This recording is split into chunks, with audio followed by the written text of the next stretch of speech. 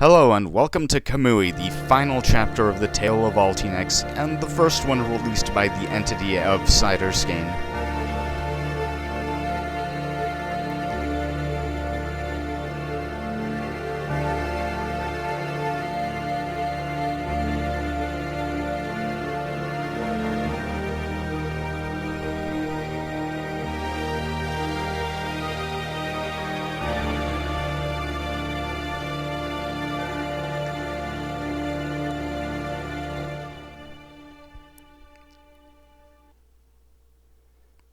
Well, let's get right to this, shall we?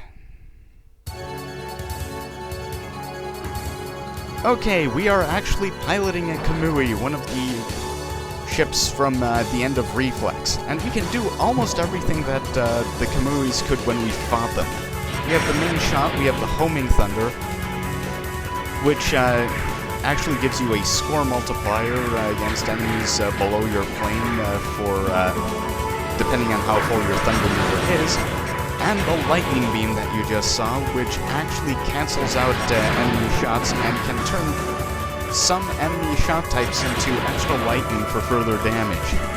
The Kamui is probably one of the most OP fighters I've ever used in a vertical shmup, and I've played a lot of vertical shmups.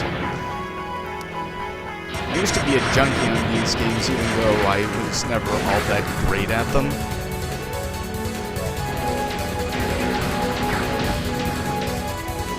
Hello, Mr. Sword Fighter. Yeah, the reason I waited to destroy it is because if you destroy it too quickly, the game spawns a ton of enemies that make your life bleak and sad. Kamui is big on adjusting enemy and game behavior on some very small things. So choosing what parts and which enemies to destroy and how quickly to destroy them is a huge part of the survival strategy of the game.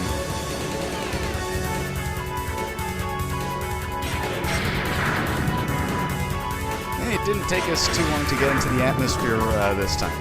I guess that's because there are no giant space stations we need to destroy.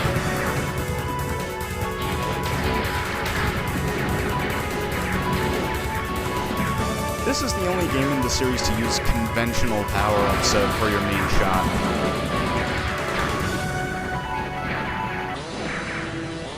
Okay, the first boss of Kamui, Soryu. This is probably the most pathetic boss in the Tale of Altinex series, only slightly less pathetic than Pisces, come to think of it. If you know how to use your special attacks, you'll be just fine. Because he doesn't attack with very sustained shots, and it's pretty easy to avoid most of his attacks anyway. Just pound him with your lightning beam and homing lightning, and you'll be just fine. See? Soryu is down already, and I'll be seeing you next time with more Kamui.